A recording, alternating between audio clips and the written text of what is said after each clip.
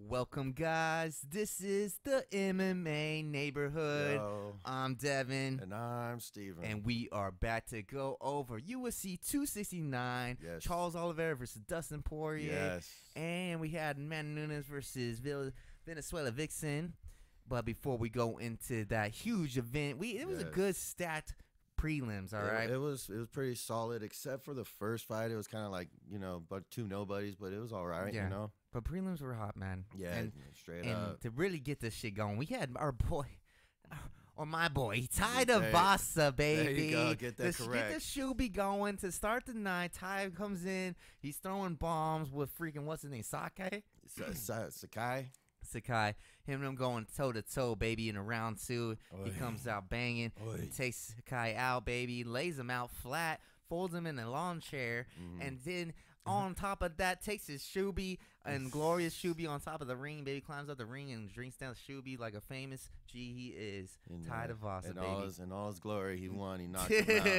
Baby. What a great way to start the card because it was so stacked. Yes. Who else we got on the pre? I know we had another hot And one. after that, it was Pedro Munez versus Dominic Cruz. You know what I'm saying? That's my boy Cruz coming back from earlier this year when he fought Kenny, I believe. So, man, let's just go straight down to it real quick. Dominic Cruz was, he was doing good with the footwork and everything, but he ducked down straight into a fucking uppercut, bro. And it looked like Pedro Munez knocked him out, but Cruz would end up standing up.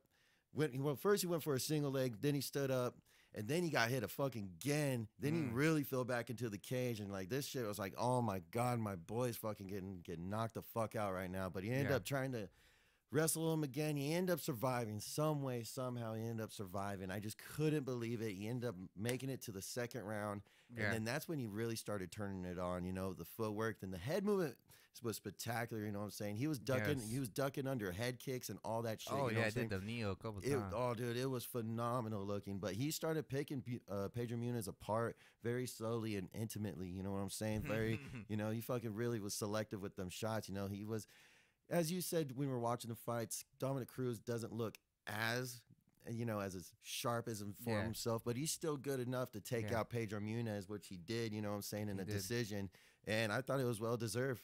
Well-deserved. Dude, this was a masterpiece. Like Rogan said, vintage Cruz, man. I mean, it was scary in the beginning. He got caught, but he hung in there. He survived that storm, came back, and looked really good, man. His movement was good, even though he ducked in the one shot. He learned from it. The second, third round, he takes it. I think he won by a split decision. Yeah, and so I do want to say something. This was the start of the night of how great the reffing was tonight in general. There were many fights in this whole fight card of that night that the reffing was fucking on point. See, this was a good scenario to prove that maybe Dominic Cruz, sorry about my voice, everybody, was a good example to why maybe Dominic Cruz wasn't just talking shit about that Henry Cejudo stoppage. Yes, great point. I mean, we were all it was a controversial decision when Henry Cejudo beat Cruz in the championship fight. Yes. Because he got caught with the knee. Cruz kind of fell for a second, and then Keith Peterson stopped it. Cruz said he was drunk. He's smoking cigarettes. Test that guy for alcohol because he wasn't out. And everybody's like, well, you down. You were down, but you weren't out. Well, tonight or Saturday night proved us all wrong if you were doubting that he couldn't survive the storm. Exactly. He definitely can, and he can come back and win it. Exactly. And even Dominic Cruz in the post-fight interview, he was like, thank you for the great refereeing, you know what I'm saying? I was like, dude, fuck yeah. Because a lot of people probably would have stopped that shit. You know what I'm saying? But he looked, intact. He looked good and mentally there, but he was able to survive, and he ended up pulling out with that fucking W. So all respect to my boy Dominic Cruz. The Dominator, dude. Well deserved, bro. Well deserved fucking win. Amazing. It really was. And this was a prelim, baby. This should have been in the pay-per-view, man, because that was something else, dude. That comeback win for Pedro Munez. I'd be like comeback of the year, maybe up there, baby. It's one of them for sure. Yeah, dude, it was fucking excellent. It was excellent. Any picks for Cruz next? Now this is where it gets interesting. That I don't know if we should be able to. We can't really talk about the picks for Cruz yet because we might have to go over a fight later on. All right, well we'll come back to that. Don't forget it though. We'll come back to it. All right, I won't forget. Now the last fight on the prelims, we also had another banger. Two heavy hitters in the featherweight division. We had Dan Ige versus Emmett. Yes. Oof. Damn, Josh Emmett, right? Yes, Josh Emmett. Damn, man. Josh Emmett was coming off a layoff because he had a blown out knee, but he came back firing off, bro. And he took Ige, almost took him out in the first round, dropping Ige and making Ige look like he's going to go out. But another similar fight, Ige kind of weathers the storm in the first and then shows pretty good jab work in the second, catching Josh Emmett off with a jab in the second and making Emmett, I don't know, really work for this win. And Emmett did get the win, but I believe it was another split decision, baby. Yeah. And I don't know. It could go on either way for me. Dan Ige looked really good. The third round was kind of stale. It was back and forth. I had Ige win the second, Emmett on the first, but it was a close one. It was a close one. 2 heavy hitting bombs. It was definitely entertaining. Yeah, with Emmett pulling out that win, you know what I'm saying? Yeah. It was very close, very close. Because man, I think you said it best, but it was very close. Because there was a certain point, Dan Ige, he looked like he was figuring Emmett out. I know. You know, I'm just like, dude, what the fuck? So I guess he just had to be patient because they're both kind of brawlers in a sense, you know. But Josh Emmett, he's not as technical as what Dan Ige was like portraying. Right. But it was a close fight. It was a very close fight. And you called it out during the fight. You said the jab, throw the jab for Ige, and that was landing. And like you said, the brawlers, they're both brawlers. So as soon as one of them got a little more technical, it was working. And as soon as he threw a jab in the mix instead of wild hooks and overhands, it was landing. But it was done deal. And the third round was just so close. You know, Emmett was hungry. He was coming forward more. Yeah. And Ige, I think, had the cleaner shots. But the pressure, it was a hard one to call. It was a hard one. I give props to both guys, though, on that one. It was great all around. Hell yeah, baby. For sure. But and dang, we haven't hit the main card yet. Damn, right, baby. Buddy? Come on. But we will start it now. UFC 269 to start off the pay-per-view. We had none other than Sugar Sean O'Malley. Baby, come on. And I forget the guy's name. Pipa? What's his? Paiva, yeah. Rulian Paiva. Finally, I guess ranked 15, but when they got an octagon, they didn't have a ranked number next to him. Just saying. Just saying. So maybe he did fight ranked guy, maybe not. But because weird, I think in the preview it said 15. It had him ranked 15, but whatever. It is what it is. You know, freaking Sean O'Malley's calling himself unranked 15-0. Now I'm sure he's calling him unranked 16-0 because he had another beautiful first round finish. And made it look easy. Made it easy work of homeboy who was on a 3-fight win streak. Yeah. Dude, I was kind of a little worried because the other guy was putting on pressure on Sugar Sean. You know what I'm saying? He was putting the pressure on him. Really had some good movement. He wasn't staying stationary. He's really just moving all around. I thought I was like, okay, well, let's see what Sugar handles with the pressure. You know what I'm saying? Yeah, you're right. And he even opened up some calf kicks too. Sorry to cut you off, but he opened up some calf kicks with Sugar Sean failed to do, and he's trying to clinch him and try to take him down a little bit. He did try very hard, semi-hard on a fucking takedown, but Sugar just threw him off. And then he just started piecing him up, and he fucking was landing hard shots.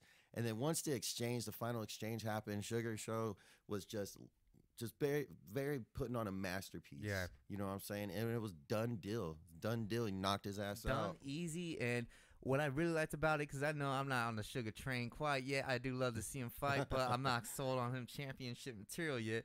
But what I liked in this fight is that he learned. Like I said, the Paiva guy came in throwing calf kicks. He came in trying to take him down, and Sugar shrugged it all off like it was nothing. So all his little flaws that people may have thought he had, he definitely has worked on them and showed improvement in this fight. And he made it look too easy. Yeah. Too easy. Big time. Now, look, the Sugar Show has been fucking calling out Cody Garbrandt. And the reason why I'm saying that is because that is the next fight on this card. But hold on. What we got, baby? Sugar Show, we talking about Dominic Cruz's next fight. You know what I'm saying? You told me not to forget. Well, in the post-fight conference, you know what I'm saying? Daniel White's, well, Sugar wants more money, wants named guys. Well, I guess we're going to have to fucking pay him. So guess what? Dominic Cruz versus both my boys, Sugar Show. Let's make it happen, Captain. Really? That gave me chills. Let's make it happen, Nah, Captain. you want that? Nah, you really want that? Dude, well, who else, dog? All right, hold on. I think we gotta go over. We gotta go over this one more fight because we got Cody Garbrandt. Who took on Kai, right? In the first ever Cobra Kai in his debut in flyweight. Cody Garbrandt's debut in flyweight. Yeah. And it just didn't work out as planned for him. As right? I called, I think. We both called this one, and we were worried about the weight cut. He looked great weight cut wise, but you know what? It's just the speed was a huge factor in this one. Well, dude, it's the chin, dude. Yeah. And you're going up against a Cobra Kai, you know what I'm saying? I know Yeah. I'm saying his fucking name Cobra Kai, but whatever. Kai Kara France. Yeah. But man, dude, his chin is not gonna hold up. He looked good speed wise, but he didn't. It kind of just played out exactly what I thought it was. You know what I'm saying? A first round knockout. Come on. Yeah, I mean, Cody got caught up in the fire, right? He got emotional, similar to TJ fights. He just got caught up in that fire mode, and Kai did that. You could tell in the weigh-ins when Kai's slitting his neck, like with his finger. He's trying to fucking bring emotion out of Garbrandt, and that always backfired on Garbrandt.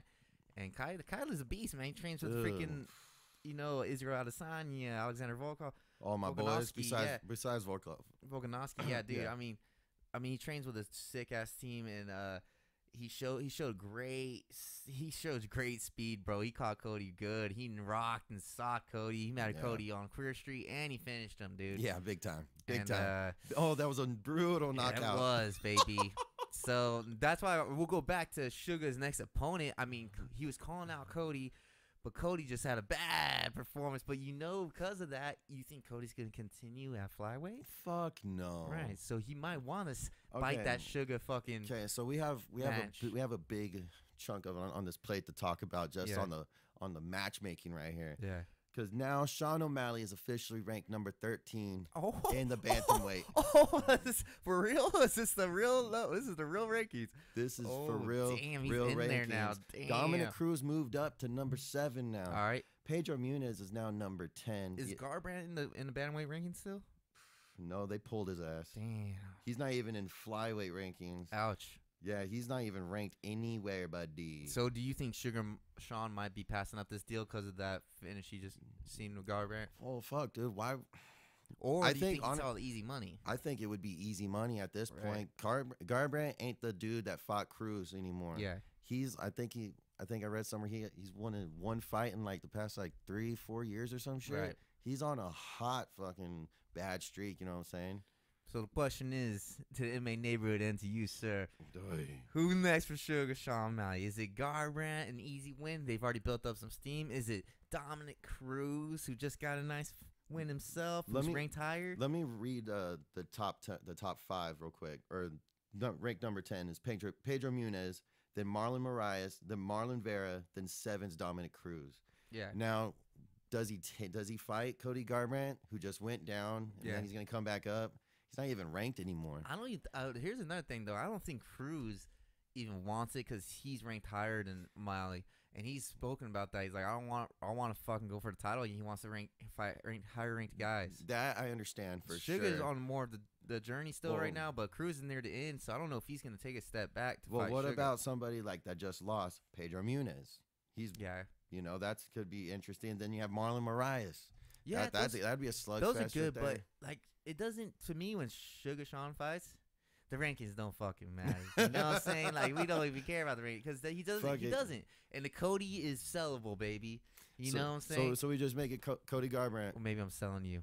Oh, that but was it is, a hot take. It is. Like, I think Cody should be next. Send him back to bantamweight. Fuck it. Let's make it happen. And then after that, we'll start talking ranks. But I don't see Cruz taking Sugar, dude. Let's make it happen. I think your boy Cruz, I don't know if that will go down. He's number 7. I think he should get someone in the top 5. Sure, for sure. So. He said he's gonna call Peter Yan. And think about it, Peter Yan can't fight Sterling because Sterling's still injured. He can't fight TJ because TJ's injured. Aldo just win. Aldo just won. What else you got? There's Corey Sandhagen. So does Malley fight Aldo? I mean, for the title contender? No, dude. There's Corey Sandhagen. Ooh, that Dillashaw could fight. I'm sorry. Cruz could fight Corey Sandhagen. Ooh, I kind of want to see Sandhagen or Cruz and Aldo. Dude. Well, Cruz and Aldo. Baby. Aldo wants Dillashaw in the title eliminator. Dillashaw's fucking blown knee. So who's beat Dillashaw? No, I think he's surgery, dog. Surgery. We'll see on recovery, but we'll see. Cruz beat Dillashaw. Dillashaw. Aldo, and then Cruz, Sanhagen. Let's That'd see. be hot. Let's make it happen. That'd be hot. And then Peter Yan versus Sterling whenever he fucking decides to come back. There's the bantamweight just got hot. Dude, baby. the bantamweight is It's super been hot, but hot. damn. Dude, it's damn. one of my favorite divisions. Dang, you add a little sugar to that, baby. Ooh, it's nice and tasty. Got a baby. sweet Come and on. spicy, baby. Let's go. on, All baby. right, baby. Oy. Let's move on. We got a middle card fight. We had It's, Santiago taking on Jeff Neal. It's welterweight. Welterweight fight. Santiago, Jeff Neal. It was a back and forth. It was a battle. back and forth. It was kind of leaning towards a snooze fest in the first round. You know what I'm saying? It went all the way all three rounds. Very tentative. First round was very tentative. Both guys are not feeling themselves yet. They start warming up in the second. They're cracking a little bit. I thought Santiago kind of took the second. Yeah. And then the third, it was all Jeff.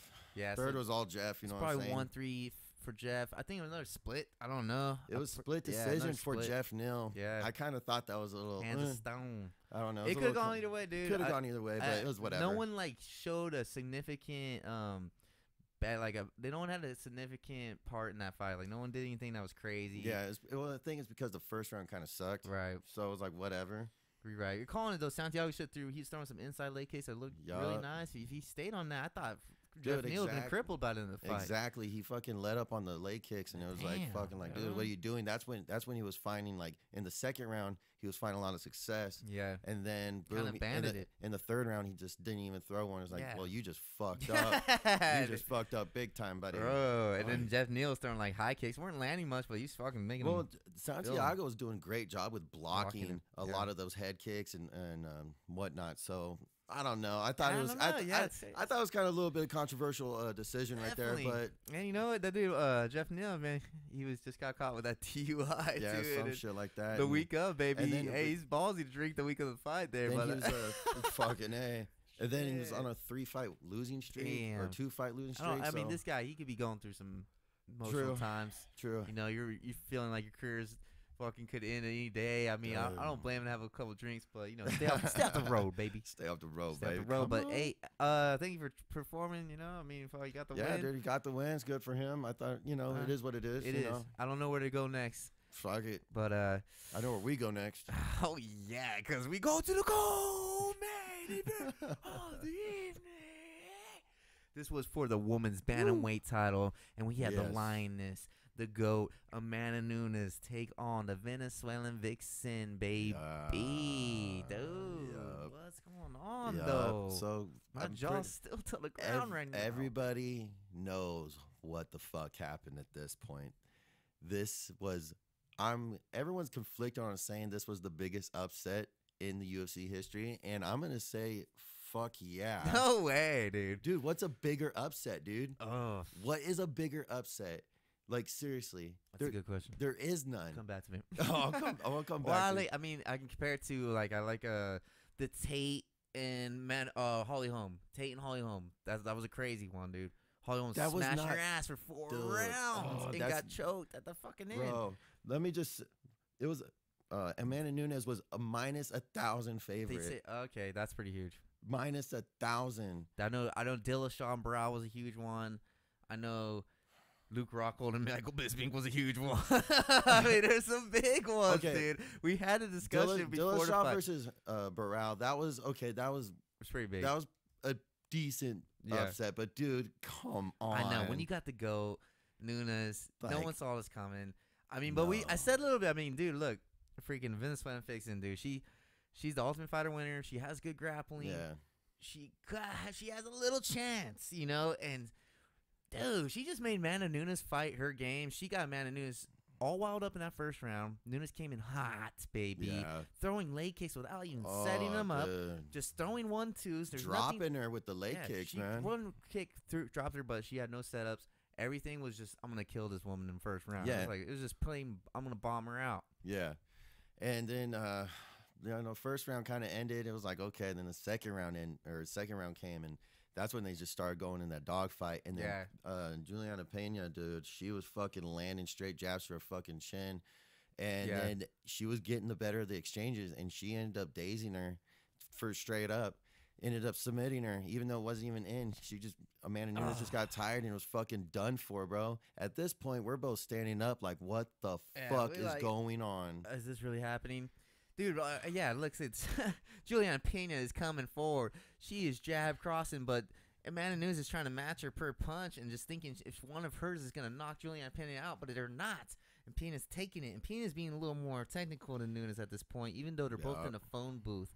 These two women are going at it in the fucking phone booth. The first round, Pena was dropped twice, I believe. Yeah. And I think Nunes got overzealous, thought she had it in the first, was dropping her, thought it was going to be easy in the bag like usual. And it just didn't work out that way. So the second round comes around, and she's like, I'm still going to knock her out, Nunes is thinking. I'm just going to keep bombing on her. She's eventually going to have to fall.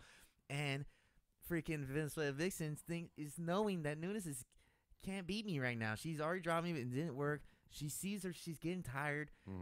And, man, dude. Well, the one thing I noticed was in the first round, Amanda's eyes, like, she was like, I'm going to kill this broad. You know what I'm saying? And then the second round was like, I'm going to try. I'm going to win this. Like, her demeanor for sure changed 100% from round 1 and 2.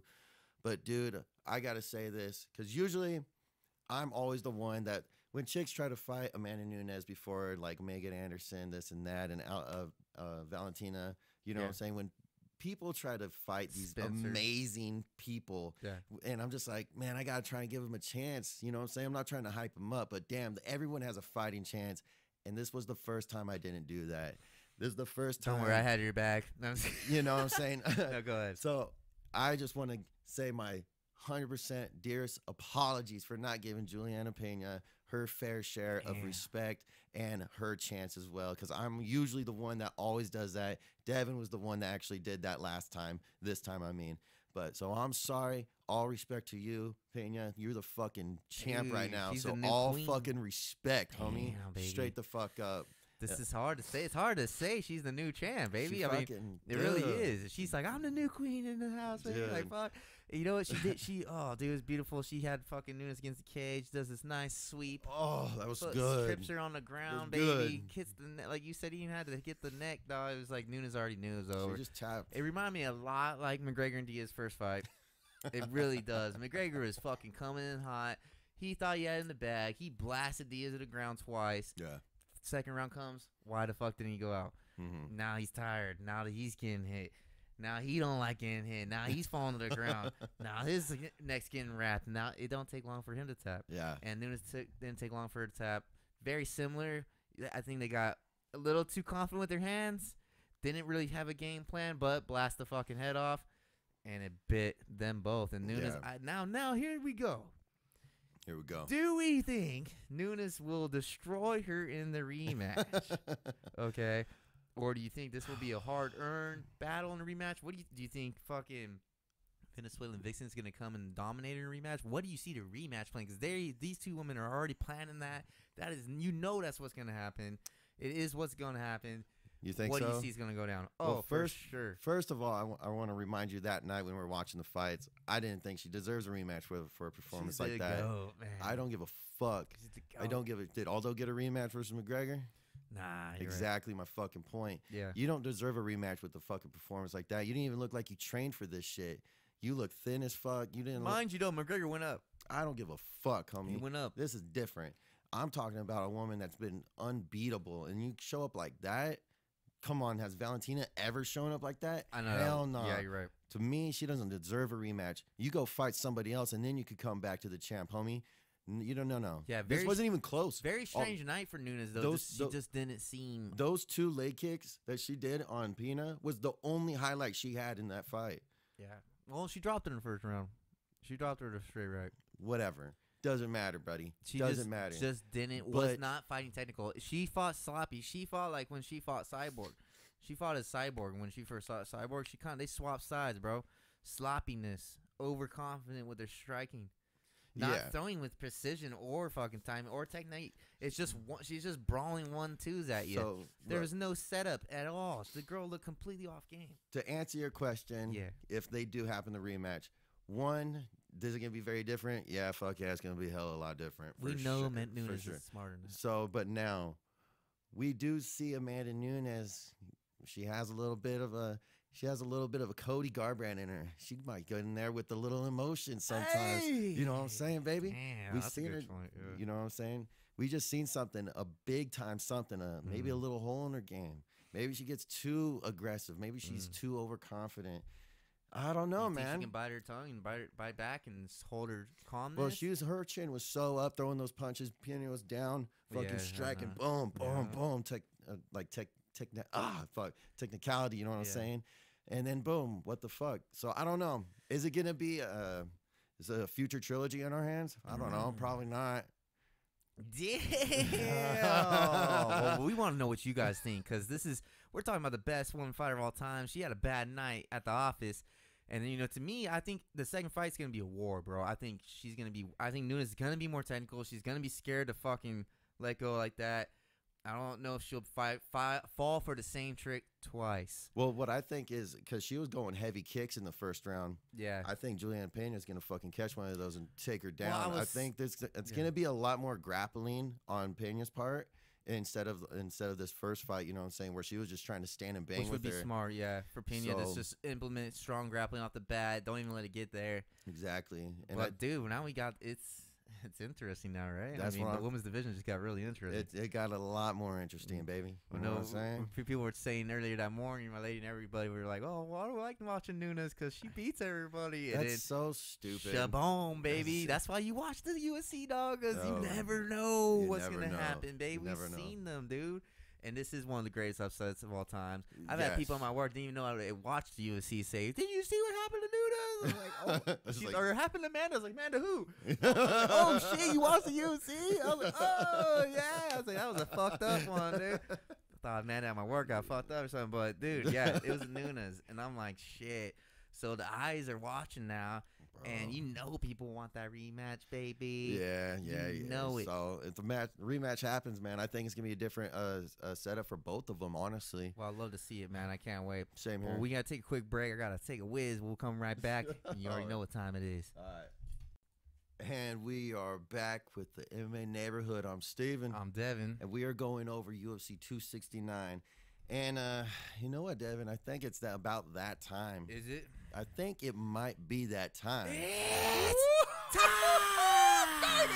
Come the fuck For the on! main event of the evening, Dustin Poirier taking on Charles Oliveira for the UFC lightweight title, baby. Yes, buddy. And yes, it did not go as I planned, but Steven called it. Go ahead, Steven. Go take this one, baby. Yo, buddy, Let's see it. I've lost my voice since Sunday. Yeah. You know what I'm saying? But this one's worth putting a little fucking bass in this shit if I can. Don't lose it. Don't lose it now, Steven. I'm going to lose this Don't shit. lose it, I'm going to lose it all over again. Don't lose it. Dude, fuck yes. My boy Charles Oliveira. It's his boy now. My boy now. It's his boy now. Dude, I can't help. I don't think I've ever gone for Dustin Poirier in a fight. Ever. He's amazing. He's an amazing fighter. But in this fight, this first round, he was kind of putting it on him. He almost looked like he was about to finish Charles. Damn. He did. He looked like he was going to fucking end it. Put Charles on his ass. Bro. But once you get it down to the ground, you know what I'm saying? Charles Oliveira was able to stand back up and really just fucking land some. Well, Poirier let him up. Poirier let him up. Yes. And on scream, let him up. Yep. Because Chandler didn't let him up. And Chandler fucking didn't let him up. And that's what you wanted. And that's what I wanted. That's what you wanted. You wanted the fighter to let Charles Oliveira up so you could fuck him up standing up. Yes. What Chandler didn't do, you wanted Poirier to do. Yep. And that's exactly what he did. Yep. Continue, sir. But it just didn't work still. It still didn't work, dude. He tried. He let him back up, dude. And then he's freaking Oliveira Weatherstone. You know what really helped is Oliveira pressured him after getting up. Yes. And he a lot of tie clinch. Yes. And the fucking knees. Oh. You know what I'm saying? A couple of elbows. Those knees were the game changer. The T kicks too, baby. Brody. Just landing beautiful shots to Poirier. God. The Diamond's body was just getting roughed up, baby. Oh, dude, he's getting fucking pieced back together into Cole. You know what I'm saying? He's getting fucked up. Straight up. Dude, and the second round happened, and then it just slowly, the tides were turning. The Diamond's body was just getting bruised and beaten and battered and tattered and broiled in a fucking fryer. You know what I'm saying? What can you do about this man, Charles Oliveira? Damn. There's nothing you could do to the Bronx that he can't weather. You know what I'm saying? And then it ended up going to the third round. And then once the third round, I saw this picture between how Dustin was coming out of round 2 versus round 3. He looked exhausted and mentally beaten going into the third round. And then he just couldn't hack it no more, man. Fucking Charles Oliveira ended up getting his back, a standing, against the cage, standing fucking rear naked choke. I believe it's the first one ever done, as I think I read or said or something, or what the fuck. I can't remember. I might have heard that. It might have been his first. Yeah, his first or some shit. Because the boy's submission game is insane. We all know he has the most submissions in the UFC. I think he's at 15 now. Most finishes in the UFC. I think he's at 18 or 19. And he has the most different types of submissions. So now I believe he probably holds every type of submission besides like an omoplata and shit. But the dude's got now a standing one to add to all the awards he already holds. And it's insane, bro. It really is. And the thing, I seen a big hole in Dustin Poirier, and if he does face McGregor again, if he does face my boy, there's a huge fucking hole. There it is, everybody. There it is, everybody. He will. Dude, that body, baby, that body is really soft. I was calling Charles Oliveira body soft, and fucking Poirier's got a softer one, dude. Fucking that dude got teeth kicked, and you could see it just zapping his energy. Dude, that was a hard kick, though. Man, that straight, just they were, motherfucker. Yeah, I think anybody would be pretty zapped from it, man. Yeah. And just props to Oliveira, dude. He's fucking evolving every fight. However, he does lose every first round, apparently. And it comes close. Well, you know what? The boy has no head movement. Nah, Zero. It's non-existent. Yeah. It's non-existent. He has some footwork going on, but dude, that head is right fucking there. Just chilling. It's ready to get dribbled. Doesn't matter. It's ready to get dribbled off the canvas. It's so ready, dude. All I know is if he gets hit a little harder, just a little bit by my boy, or we know who's next. We do know who's next. Justin Gaethje. If they hit him just a little bit harder, baby, he might not get out that first. That is true. But I guess that's like the game now. Can you kill him in the first? If not, you're fucked. If you can't get him in the first, you're kind of fucked. Damn, how do you get him in the first? You scared if you knock him down, you go to the ground, you might get submitted. I kind of feel like he drops just a little easier on purpose. That's what I was saying. It looked like Dustin did drop him in the first, but to me it almost kind of looked like, let me take this hit and fall backwards. Kind of sit on it, yeah. You know what I'm saying? Hit me good, but I'm gonna sit on it anyways. Kind of like what Nate Diaz was trying to do to McGregor. Exactly, bro. You know what I'm there saying? Might be a little bait in that. Oh, 100%. But it's like when you let him back up. Now that I'm seeing it, you cannot let him pressure you. You had to stay on him, and I think when he got back up, he started pressuring Poirier back. And Poirier wasn't able to capitalize on that moment. Yeah, which he got very close. I mean, the exchanges were so fucking 50-50. Yeah, you know what I'm saying? It was insane. Great fucking fight, man. It was a great fight. And, as we now know, fucking Poirier's fucking another loss. Where does he obviously he didn't retire. So he's obviously planning on staying around. There's a lot of good questions I have people where we're saying, like, go up weight. Dustin Poirier go up a weight? So people want to see Nate Diaz and Dustin Poirier. Which why? What weight? So they were booked before and they never got the fight. Kobe Covington has been calling out Poirier. They used to train together. He said, "Come up to a real man's division and fight me." He got that going on. But in all honesty, I mean, to me, there's only 2 fights for. McGregor's gonna want it when he comes back. That's the biggest payday he'll ever have. Why even deny it? Yeah. Okay. But there's to me the most rational fight and the best one besides McGregor because the money and all that. Michael Chandler. Coming off a loss to Oliveira. They're both coming off the same loss, and they've been wanting to fight each other since Chandler's came into the UFC. I want to see it. I know the fans do. Let me know, though, if you don't agree Michael with Chandler that versus Dustin pick. Poirier, I don't mind that. I don't mind that. But I know Chandler's called out McGregor already for when he comes back, so I don't know. They all want McGregor's nuts, baby. They all want But nuts. I think McGregor's going to take that trilogy fight with Nate Diaz. Sure. I think that's for sure. Yeah, I think that's for sure. Or Poirier. I don't know though. That's a good. I like. Well, those McGregor picks. already said when's the date for Oliveira, so I mean he's trying to skip Gaethje. Dude, even Oliveira said fuck Gaethje, I'll wait for McGregor. So just wait, seriously? Yeah, dude. He said I gotta take care of my family first, baby. He says, yeah, dude. So the only ones on Gaethje's side is actually Dana White, but Dana White, you give him a little green, baby, he'll be in the McGregor side too. It won't take much to convince. But I think there's no counting Justin Gaethje out. I'm sorry, everybody. I can't fucking talk right now. But Justin, he's for sure next in line. You know what I'm saying? So what can you do? What can you do? So what do you like to see Poirier? Poirier, I kind of like the Michael Chandler thing. I think the Nate Diaz versus Poirier is fucking stupid. Yeah. I think that makes zero fucking sense.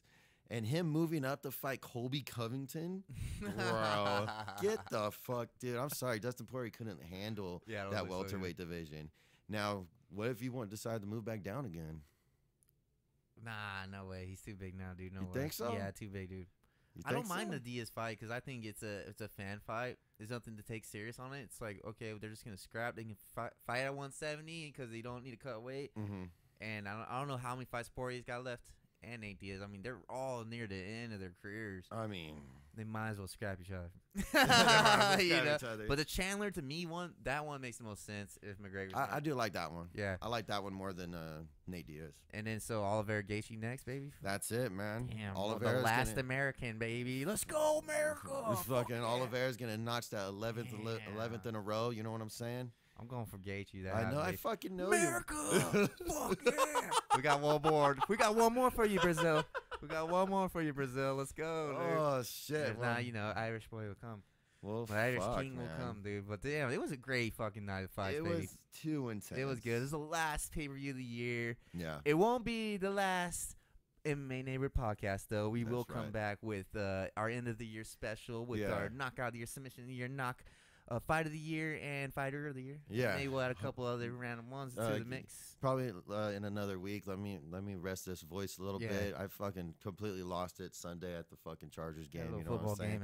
Shout out to the homies, bro. That shit was so much fucking goddamn fun. It really is, man. That shit was amazing. But that's the MMA Neighborhood going over UFC 269. And make sure to stay tuned with our end of the year special, as Devin just detailed for you phenomenally. And you know what I'm saying? Steven, tell me, fucking shut the fuck up with your stupid ass horse ass voice. And fucking Devin, thank you for doing the McGregor impression again, because you know Anytime, what, baby. It's not a podcast when you don't do it, Devin. Right. But make sure to follow us here on YouTube, Devin. At MMA Neighborhood, and then on our IG at MMA Neighborhood _Graham. Fucking A, baby, because you know what? Make sure to like, subscribe, comment, say all the bullshit, say everything you hate and you love about this, because it is not the MMA Neighborhood without you. I'm Steven. I'm Devin. We'll catch you guys probably in like a week. See you next time.